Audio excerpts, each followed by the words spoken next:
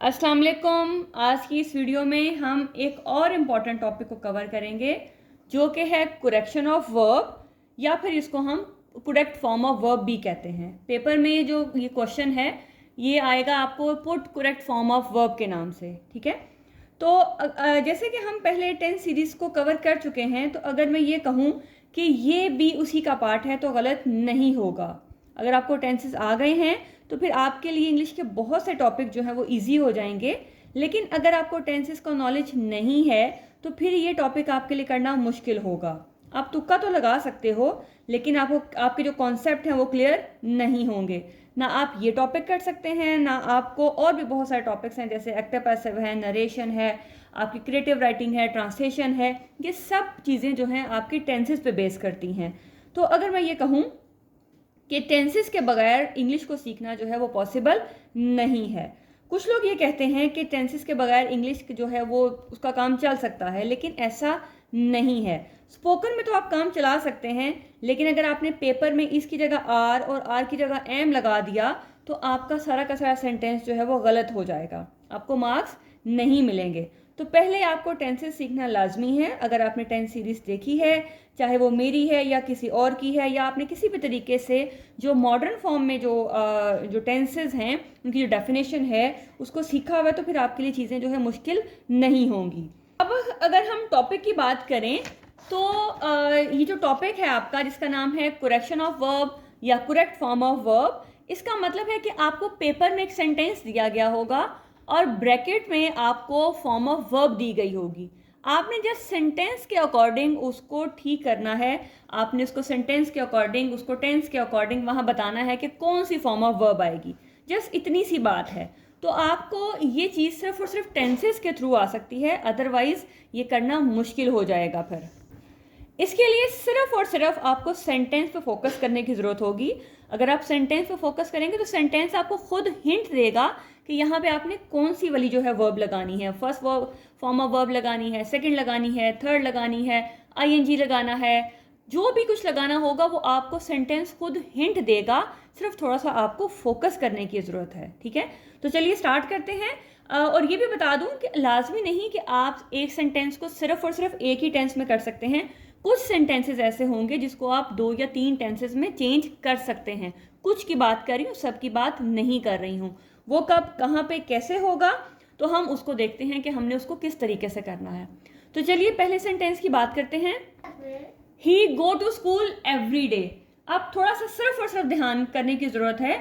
अगर आप सेंटेंस को देखें तो आपके पास ये जो एवरी डे है, जब हमने टेंसेस किए थे तो उसमें एवरी डे वहाँ पे आया था जहाँ पे हमने रूटीन मैटर की बात की थी। वो काम जो हम डेली बेस पे करते हैं, उन सेंटेंसेस में जो एडवर्ब यूज़ होता है वो होता है every day, daily, in the morning. मतलब वो चीज़ें जो आपको ये शो करवाएं कि ये काम जो है वो रूटीन बेस पे हो रहा है। तो जो चीज़ रूटीन में होती है वो हमेशा होता है प्रेजेंट इंडेफिनिट टेंस, और प्रेजेंट इंडेफिनिट में हम first form of verb use करते हैं। और अगर हमारे पास जो सब्जेक्ट है वो अगर सिंगल है तो उसके साथ हमने एस या ई एस को ऐड करना है। इसका भी रूल में सीरीज था, उसमें हम डिस्कस बहुत डिटेल से कर चुके हैं कि कब, कहाँ पे, कैसे हमें पता लगेगा कि हमने एस लगाना है और कब हमें पता लगेगा कि हमने ई एस लगाना है। तो अगर आपका सब्जेक्ट जो है वो सिंगल है और तो हमने वहाँ पे एस या ई एस को ऐड करना है। अगर वो प्लूरल है तो फिर हमने उसको कुछ भी नहीं कहना, उसको एज इट इज़ लगा देना है। तो ये देखें, ये एवरीडे आपको खुद बता रहा है कि आपका जो सेंटेंस है वो प्रेजेंट इंडेफिनिट का है। तो अब ये मुझे आइडिया हो गया, इसने मुझे हिंट दे दिया है। देखें, जो मैंने हिंट की बात की थी, सेकेंड सेंटेंस के अंदर खुद हिंट वो देगा। तो he goes to school every day, ठीक है। तो अभी जैसे मैंने स्टार्ट में बात की कि आप एक टेंस को एक से ज़्यादा जो टेंसेज हैं उसको में भी चेंज कर सकते। तो वो कैसे? अगर मैं जस्ट इस एवरीडे को छोड़ दूं, अगर मेरे पास जो सेंटेंस है वो सिर्फ अगर हो कि ही गो टू स्कूल, अगर ये सिर्फ दिया गया हो, तो देखिए इसको आप 2 तरह से यूज़ कर सकते हो कि he goes to school, he went to school. और बात क्या होता है कि हम खुद से हेल्पिंग वर्ब भी ऐड कर देते हैं, लेकिन कोशिश करें वो ना करें। जैसे he is going to school, he was going to school. तो यहाँ पे आपने जस्ट फॉर्म ऑफ वर्ब को देखना है, उसके अकॉर्डिंग जो सूटेबल हो आप उसको लगा के सेंटेंस को ठीक कर सकते हो, क्योंकि यहाँ पे आप ट्रांसलेशन नहीं कर रहे हो, सिर्फ और सिर्फ वर्ब को ठीक कर रहे हो, ठीक है। तो कोशिश करें खुद कुछ ऐड ना करें, आप सिर्फ इस फॉर्म ऑफ वर्ब को प्रेजेंट और पास्ट में या जिस भी टेंस के अकॉर्डिंग आपको वहां पे सूटेबल होगा वो लगा सकते हैं। अगर ये एवरीडे है तो फिर तो ये क्लियर कट हिंट है आपके पास कि ये आपका प्रेजेंट का सेंटेंस है, फिर तो आप इसको कभी भी पास में चेंज नहीं करोगे। फिर अगर आप वेंट लगाते हो तो गलत हो जाएगा।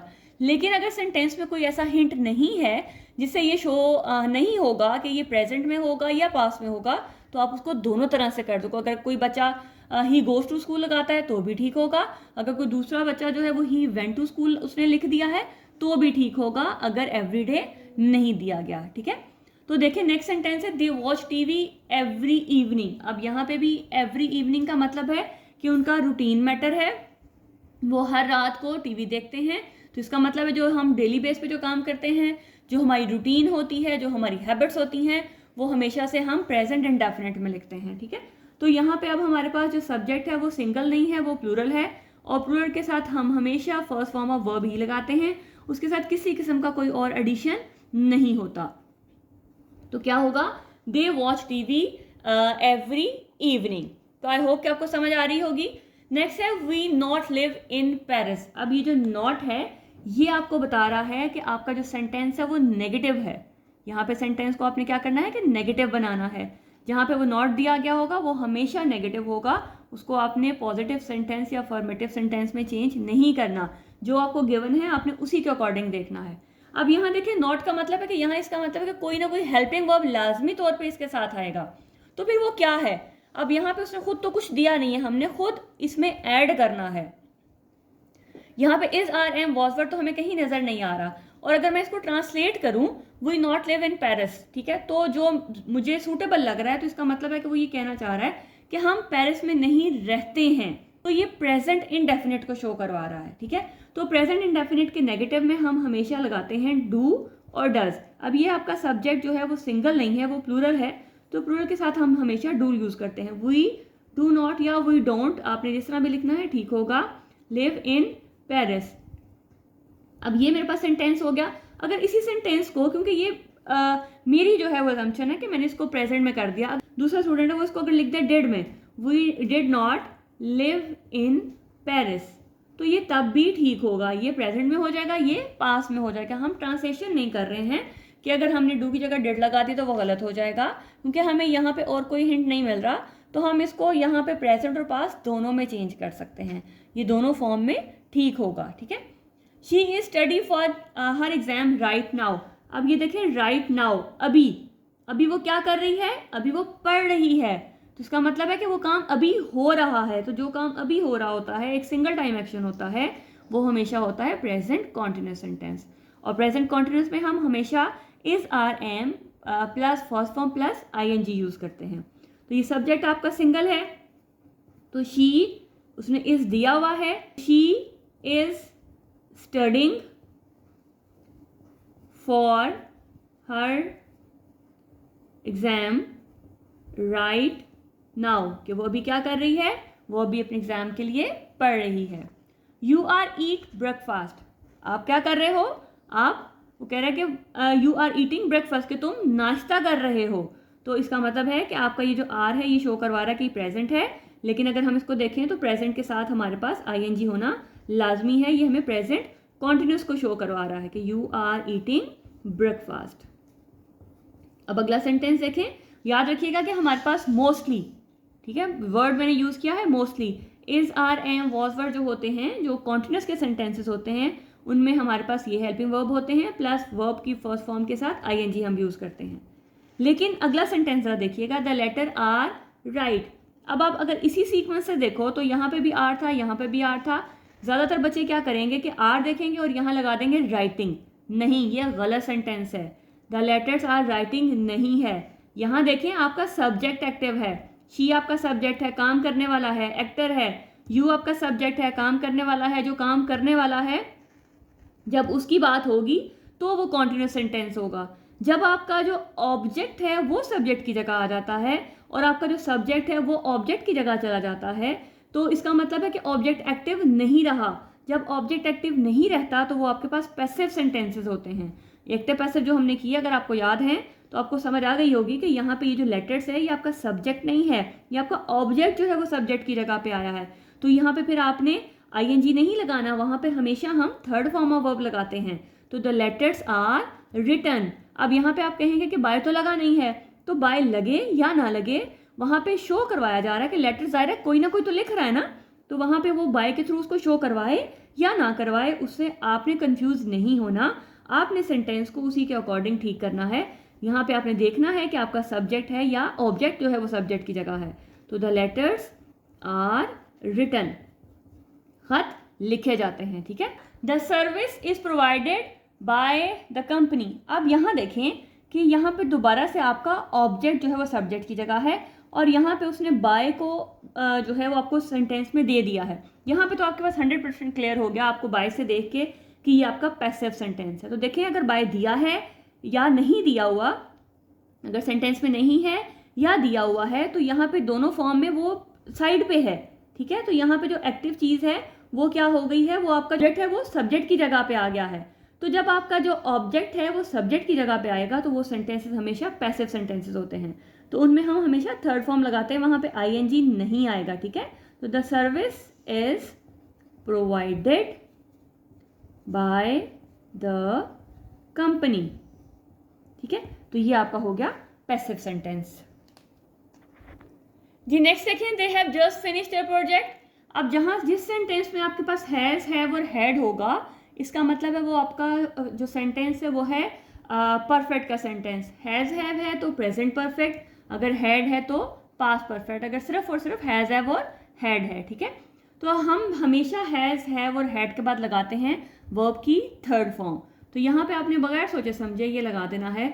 जहाँ पे भी आपने हैज़ हैव और हैड को देखना है वहाँ पे आपने फॉर्म जो वर्ब है वो आएगी हमेशा थर्ड। तो they have just finished there project.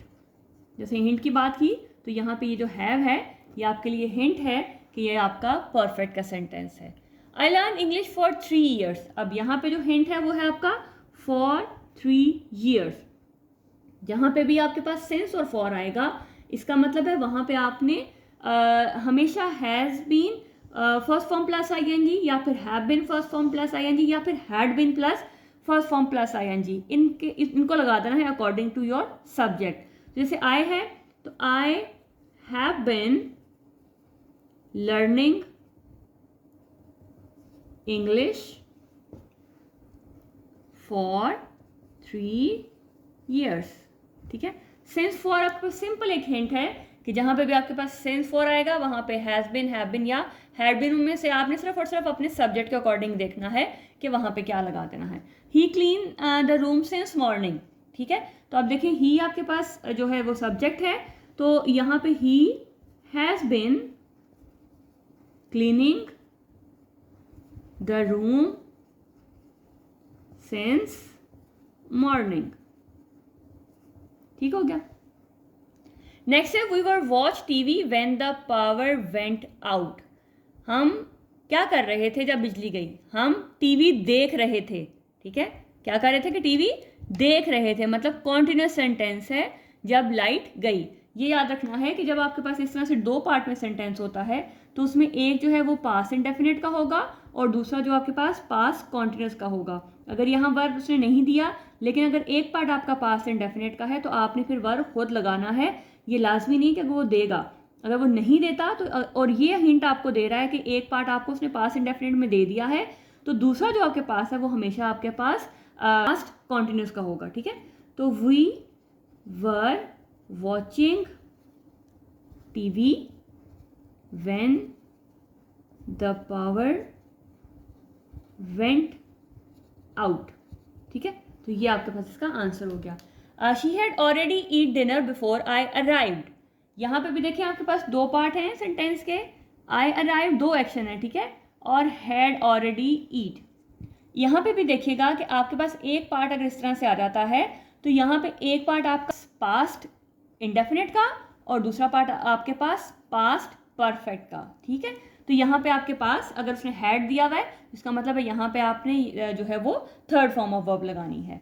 तो she had already eaten dinner sorry before I arrived, ठीक है, कि मेरे आने से पहले वो खाना खा चुकी थी या जब मैं पहुंचा तो वो खाना उसने खा लिया था। तो ये डबल एक्शन है जो कि दोनों पास्ट ऑफ पास्ट हैं, जिसको हमने 10 सीरीज में बहुत अच्छे से डिस्कस किया हुआ है। I will graduate next year. अब ये जो नेक्स्ट ईयर है ये आपको शो करवाना है आने वाले वक्त को, और आने वाले वक्त को हमेशा हम फ्यूचर इंडेफिनिट कहते हैं, और उसमें सिर्फ और सिर्फ विल शैल लगता है अगर वो सिंपल फ्यूचर है। तो I will graduate next year.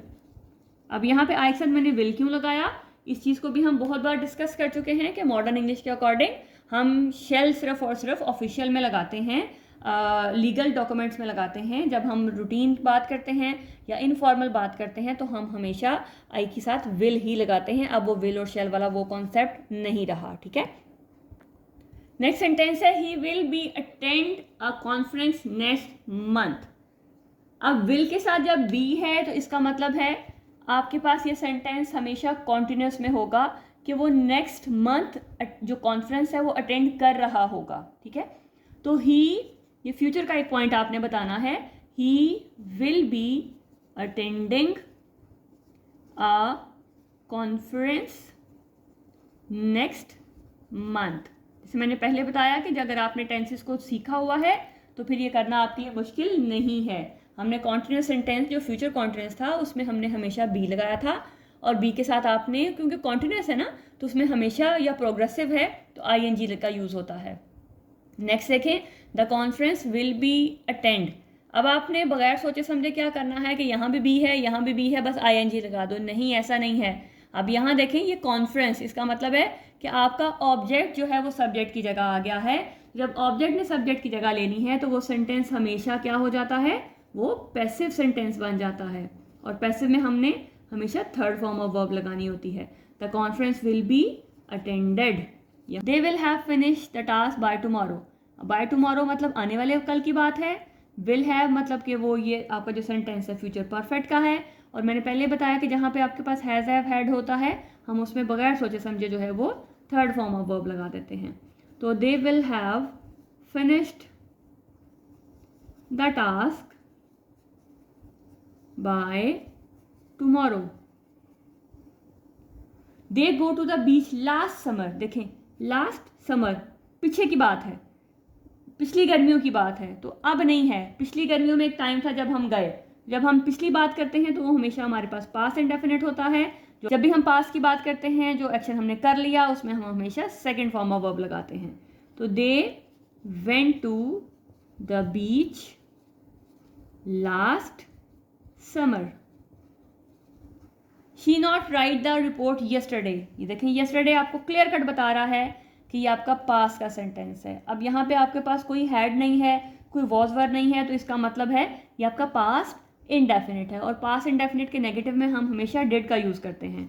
तो she didn't write the report yesterday. तो ये आपके पास इसका आंसर आ गया। We not watch the movie last week. अब फिर यहाँ पे लास्ट वीक मतलब पिछले हफ्ते, यानी कि बात जो है वो पिछले हफ्ते की हो रही है, कोई वॉज वर्ब नहीं है, कोई हैड नहीं है, तो इसका मतलब आपके पास ये सेंटेंस जो है वो पास्ट इंडेफिनिट का है, और नॉट शो करवा रहा है कि आपने इसको नेगेटिव में कन्वर्ट करना है। तो क्या होगा, वी डिडंट या did not watch the movie last week. तो आई होप कि आपको समझ आ गई होगी कि हमने जो सेंटेंसेस हैं जब हमारे पास इस तरह से आएंगे तो इनको कैसे चेंज करना है। थोड़ी सी प्रैक्टिस की ज़रूरत है, टेंसेस का आना बहुत लाजमी है। ये कुछ सिंपल सेंटेंसेस थे। नेक्स्ट वीडियो में थोड़ा सा जो कम्प्लेक्स सेंटेंसेस है उनकी बात करेंगे, लेकिन पेपर में मोस्टली इसी तरह के सेंटेंसेस आते हैं। लेकिन आपको फिर भी नॉलेज होना चाहिए, अगर थोड़ा सा डिफ़िकल्टी लेवल अगर बढ़ जाता है तो फिर हमने क्या करना है। मिलते हैं नेक्स्ट वीडियो में नेक्स्ट टॉपिक के साथ। अब तक अपना बहुत ख्याल रखिएगा, दुआओं में याद रखिएगा, और कमेंट करके लाजमी बताइएगा कि आपको किस लेवल तक जो है इसकी अंडरस्टैंडिंग हो गई है। अल्लाह हाफिज़।